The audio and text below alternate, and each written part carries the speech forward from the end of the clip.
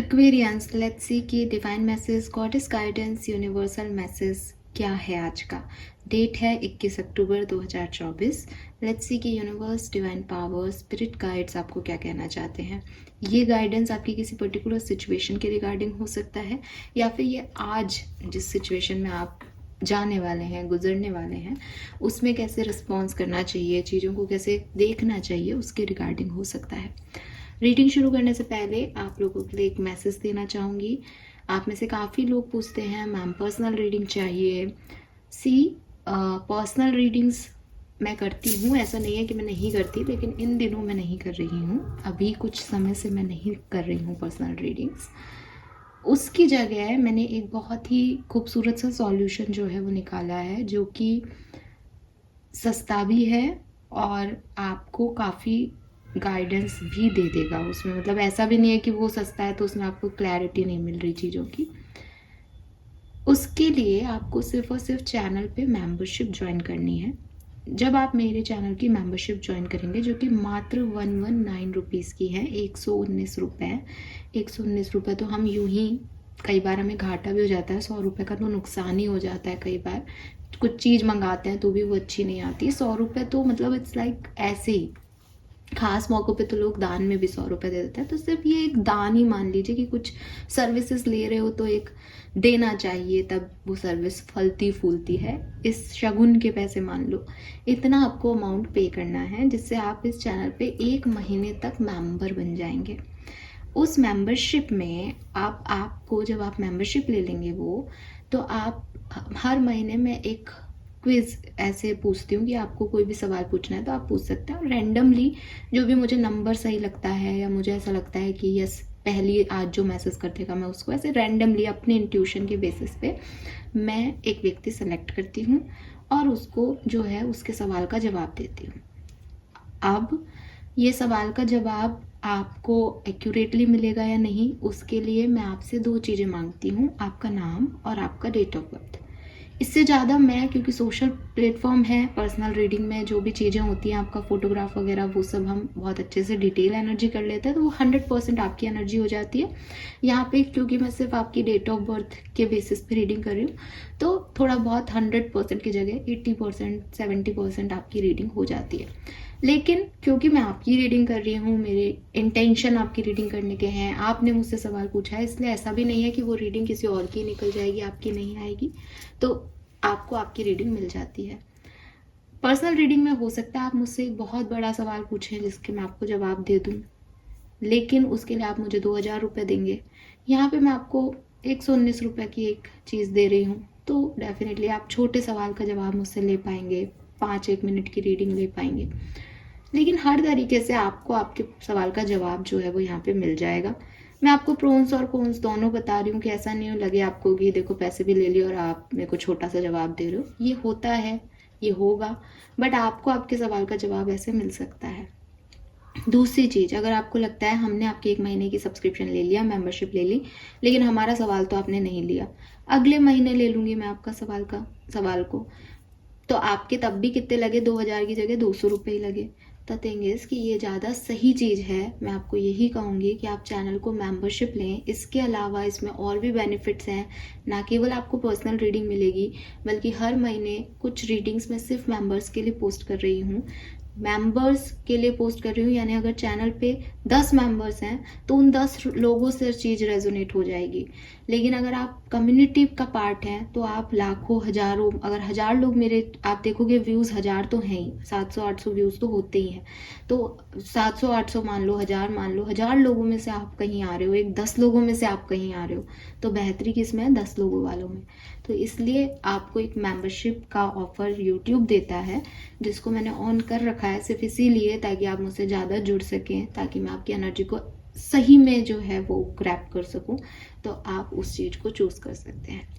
एक और मैसेज मैं आपको देना चाहूँगी कि ये बात मैं आज क्यों बता रही हूँ, ये बात मैं इसलिए आज बता रही हूँ कि आपके कमेंट्स तो हैं ही पर्सनल रीडिंग के, साथ ही साथ इसलिए भी बता रही हूँ ताकि आप लोग मेंबरशिप ले लें जल्द से जल्द, क्योंकि अक्टूबर ख़त्म होने वाला है, आज भी 21 तारीख हो गई है, तो मैं 25 तारीख तक या 23 तारीख को ही एक पोस्ट डाल दूंगी और 25-26 तक एक रीडिंग आपको करके दूंगी महीने की। तो जितनी जल्दी हो सके मेंबरशिप ज्वाइन कर लो चैनल की। हालांकि मार्केटिंग करने के लिए मुझे ये बात रोज बतानी चाहिए आपको, बट मैं भूल जाती हूँ। बट अभी जब मैंने ये सोचा कि अपन पोस्ट डालें तो ये मेरा बनता है कि मैं आपको पहले से ही बताऊं कि देखो महीने की फ्री रीडिंग मैं करने वाली हूँ, 1-2 दिन में पोस्ट डालूंगी, तो मेंबरशिप ज्वाइन कर लो। फाइन। मेंबरशिप लेने के बाद आपको आपकी पर्सनल रीडिंग जो है वो मेंबरशिप के पोस्ट में दिखाई देगी, यानी वो सबको दिखाई नहीं देगी, सिर्फ आपको और जो चैनल के मेंबर्स हैं उनको दिखाई देगी। और आपको आपका सवाल का जवाब हमेशा के लिए चैनल पे अवेलेबल मिलेगा, मतलब आप हमेशा उसको सुन सकते हो। ऐसा भी नहीं वो डिलीट हो गई, वो गायब हो गई, आपको मिलेगा। जब तक आप मेरे चैनल पे मेंबर हो आपको वो रीडिंग दिखेगी। आप चाहे तो आकर के मुझे वहाँ गालियाँ भी दे सकते हो, इतनी डील की है मैंने आपसे। ठीक है, so this is the information. Now let's see कि 21 अक्टूबर का divine message, goddess guidance, universal message क्या है।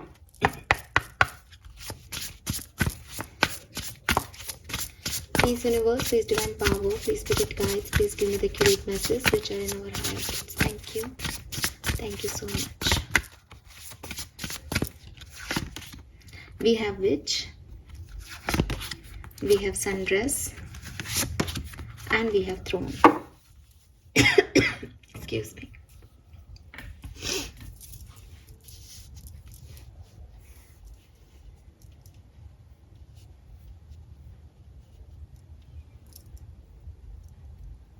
ऑल राइट, सो एक्वेरियस, आज का जो नंबर मुझे दिखता है वो दिखता है नंबर 11, नंबर 2, नंबर 1,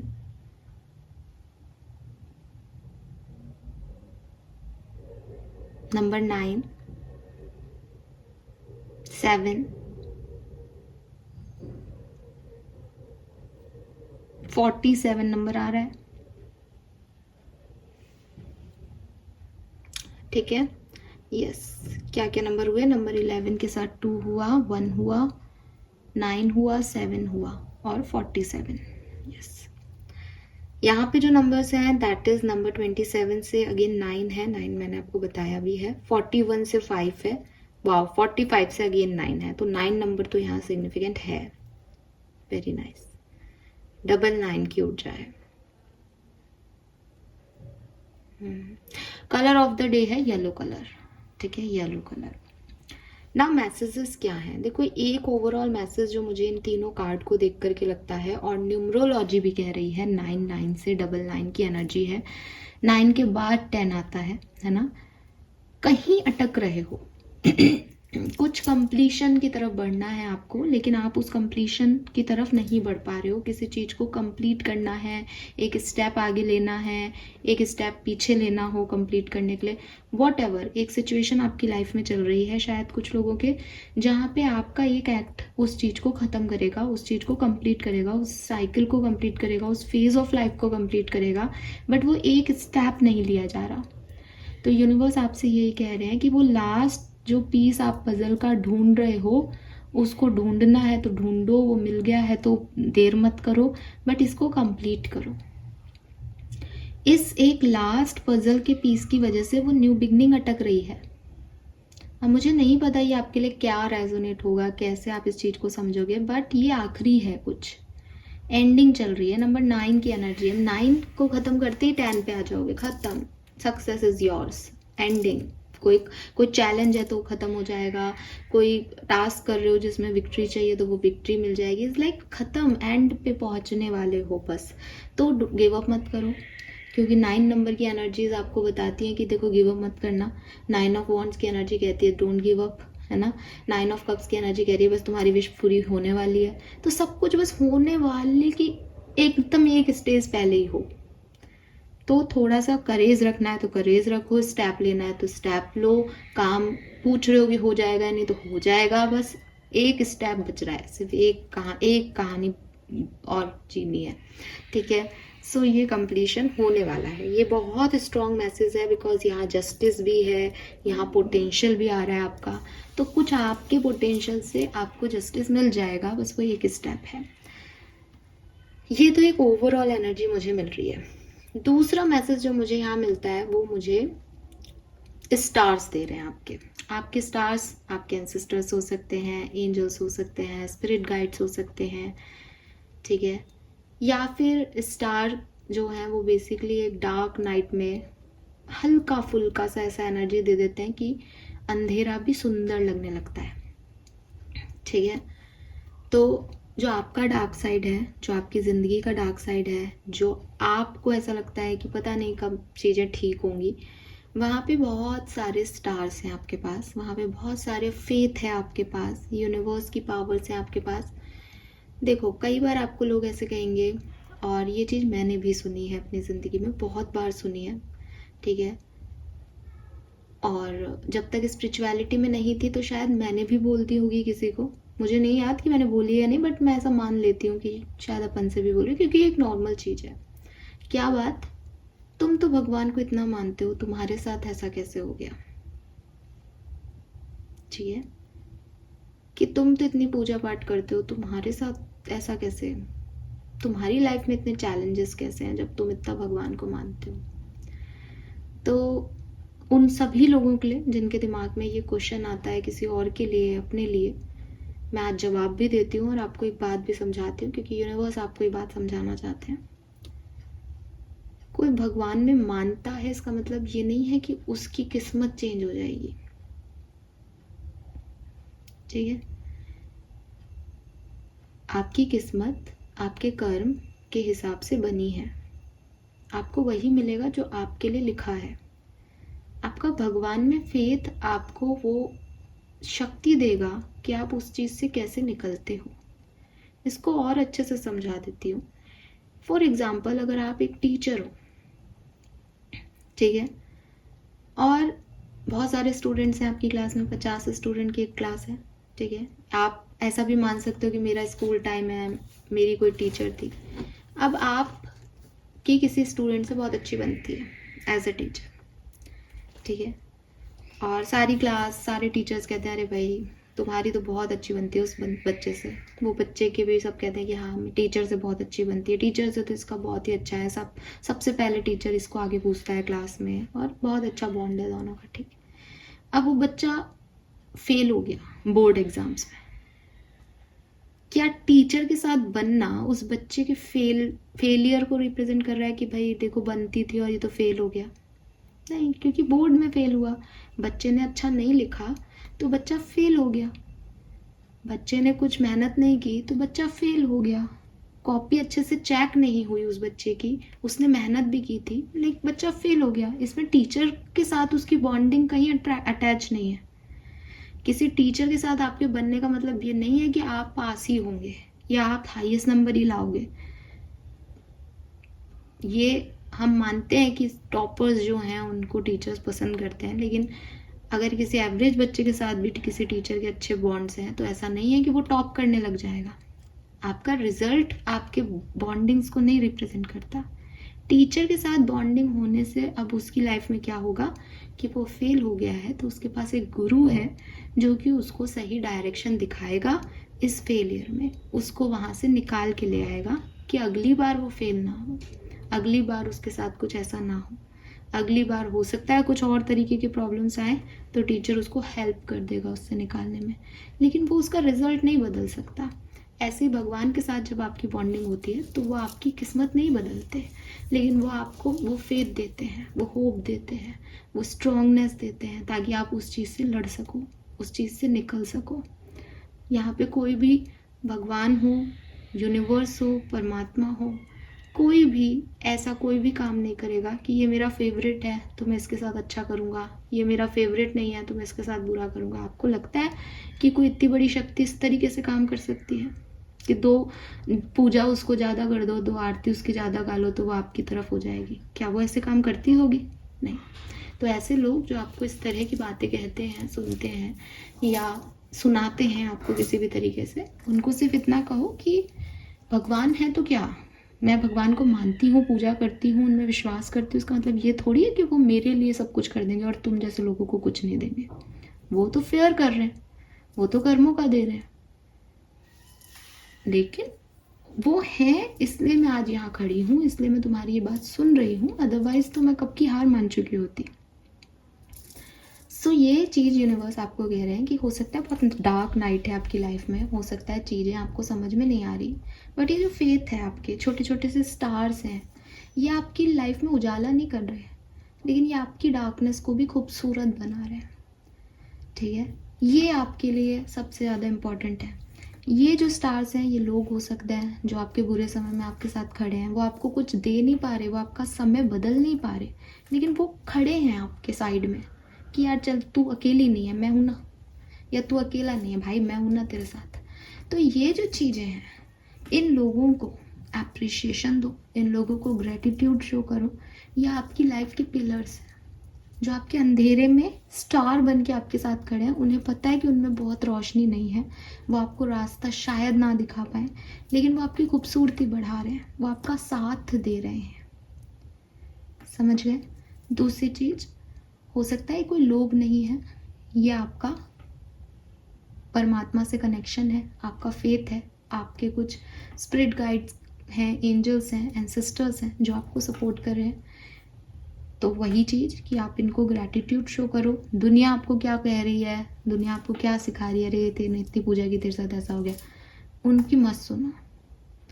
ठीक है, अपना फेथ लूज मत होने दो, क्योंकि ये तो टेस्टिंग होती है ना, कि तुम्हारे लिए मैं तुम्हें कुछ दे रहा हूँ, तब तक तुम्हारे लिए मेरी वैल्यू है। जैसे ही मैंने तुमको कुछ देना बंद कर दिया, वैसे ही तुम्हारे लिए मेरी वैल्यू नहीं है। जब रिलेशनशिप में ऐसे लोगों से हम टकराते तो हम यही कहते हैं ना कि कितना सेल्फिश है यार, इसको जब तक मेरे साथ काम था इसने आराम से मेरे को यूज़ किया, और अब इसका काम निपट गया, अब इसको कुछ नहीं दे पा रहे तो ये चला गया। तो आप भगवान के साथ ऐसा रिश्ता निभा रहे हो कि जब तक वो आपका अच्छा हो रहा था, आपको लग रहा था वो कर रहे हैं, आप खुश थे। आपकी लाइफ में कुछ बुरा हुआ, आपने एकदम से उनसे कन्नी काट ली कि अरे आपने मेरे साथ बुरा कैसे कर दिया। क्यों भाई, क्यों? रिश्ते मोहताज होते हैं इस चीज़ के कि तुम मेरे साथ अच्छा करोगे तो मैं तुम्हारे साथ अच्छा करूँगा। तो वही चीज़ है कि इस चीज़ को अगर आप इस सिचुएशन में हो तो आप थोड़ा सा समझो कि फेथ और होप मत खो। और ज़रूरी नहीं है कि डायरेक्ट सनलाइट की ही इम्पोर्टेंस होती है, उस रात में सितारों की भी उतनी इम्पोर्टेंस होती है, बिकॉज डार्कनेस में एक टिमटिमाता हुआ दिया भी रोशन है, और सूर्य के उजाले में उस दिए की कोई इम्पोर्टेंस नहीं है। ठीक है ना? तो ये चीज़ आपको समझनी पड़ेगी कि किन लोगों की वैल्यू करनी है, जो आपके बुरे समय में साथ हैं। जब समय अच्छा है, जब आप बहुत, आपकी लाइफ में सब कुछ है, तब तो सब लोग आपकी तरफ आएंगे ही। खराब समय में आपके साथ जो है उनकी वैल्यू करना सीखो। देन यहाँ पे जो मैसेज है, मैं कार्ड बाय कार्ड चलती हूँ। ये 2 मैसेज तो बिकॉज एक ओवरऑल एनर्जी दे रहे हैं स्टार्स वगैरह, तो मैंने आपको दिया। कार्ड वाइज कार्ड अगर अपन चलें तो सबसे पहला तो यही है कि डोंट गिव अप। अपने आप को किसी भी सिचुएशन में वर्थलेस मत समझो। कोई ज़्यादा बहादुर होके सामने आ रहा है, ज़्यादा पावर दिखा रहा है आपके सामने, तो आप अपनी पावर्स पे विश्वास रखो। आपका लाइफ का कोई एक साइकिल या कोई एक सिचुएशन जिसमें कभी आप हारे हों, या आपका कोई बुरा समय इस बात को नहीं बताता कि आप हमेशा हारोगे या आप एक लूज़र हो। नहीं, इंसान का समय बदलता रहता है, और कभी वो लूज़र होता है, कभी वो विनर होता है। ये नेचुरल साइकिल है लाइफ का। इसको अप्रिशिएट करो, इसको एक्सेप्ट करो, और अपनी तरफ से जो प्रयास कर सकते हो किसी सिचुएशन में वो 100% करो। आपको लग रहा है मैं कर ही नहीं सकता, मेरे से हो ही नहीं सकता, मैं हारा हुआ हूँ, मेरे को तो मिलेगा ही नहीं, ऐसा कुछ भी नहीं है। प्रयास करोगे तो सब मिल सकता है। आपको लगेगा कि नहीं, आपने तो कहा किस्मत है, लिख दी गई है, वो तो कर्म करोगे तो आगे किस्मत बदल भी तो सकते हो ना। आगे की किस्मत भी तो लिखोगे, जितने कर्म किए उसकी तो बनी हुई है, आगे का क्या? आपको क्या पता कि कितनी लिखी हुई है, क्या क्या मिलना बाकी है। तो इस लाइफ की अनसर्टेनिटी में कर्म अच्छे रखो, प्रयास करो, 100% दो अपने एफर्ट। एक ना एक दिन सिचुएशन बदलेगी, पर उस सिचुएशन को बदलने की जो इनिशिएटिव है वो तो आप करो। ठीक है? और अपने पोटेंशियल पे, अपने वर्थ पे कभी भी डाउट मत करो, चाहे वो लोगों के कहने पे, चाहे वो खुद को ऐसा लग रहा हो, डर लग रहा हो, पास्ट एक्सपीरियंस खराब था इसलिए। Don't doubt your self. आपके पास एंडलेस पोटेंशियल है, आप डिजर्व करते हो उस क्राउन को, उस थ्रोन को। बस अपने आप को ये बात याद दिलाओ। ठीक है। दूसरा जो मैसेज है वो फिर से कहीं ना कहीं इसी बात को आगे फॉरवर्ड करूँगी कि मुझे अपनी ज़िंदगी में जो कुछ भी करना है वो इसलिए नहीं करना कि लोग मुझे पूछें, ठीक है। आप देखोगे कि जितना भी लाइफ में स्टारडम आता है, जितना भी लाइफ में फेम आता है, वो क्रिटिसिज्म के साथ आता है। आप हर पल में सबको खुश नहीं कर सकते। अगर आप बड़े बड़े एक्टर्स को देखोगे तो जो जिसका फ़ैन है उसके लिए वो बहुत अच्छा है। मैं तो आजकल यूट्यूबर्स को भी कह देती हूँ कि भाई यूट्यूब पे भी इतने सारे वो इन्फ्लुएंसर्स हैं, इन्फ्लुएंस हो रहे हैं लोग इतना ज़्यादा लोगों से कि आप किसी कोई एक यूट्यूबर है, उसके फ़ैन फॉलोइंग है लाखों में, वो फ़ैन फॉलोइंग जो है वो उस व्यक्ति को भगवान ही मान के देख रहे हैं। वो उसकी गलतियाँ ही नहीं देखेंगे वहाँ पे, उसके लिए वो अच्छे हैं। वो आपस में जो है वो कहेंगे नहीं नहीं इनके साथ तो गलत हुआ है, बहुत बेचारे हैं बेचारी हैं, और वो अपने लग जाएंगे बिकॉज वो उनको उसी परसेप्शन से देख रहे हैं। जो क्रिटिक्स हैं वो उनकी अच्छाइयाँ देखना ही नहीं चाहेंगे, उनको लगेगा कि ये फेक है, ये ऐसा है, वो ऐसा है। तो हर व्यक्ति जो है वो अच्छाई और बुराई साथ लेके ही चल रहा है।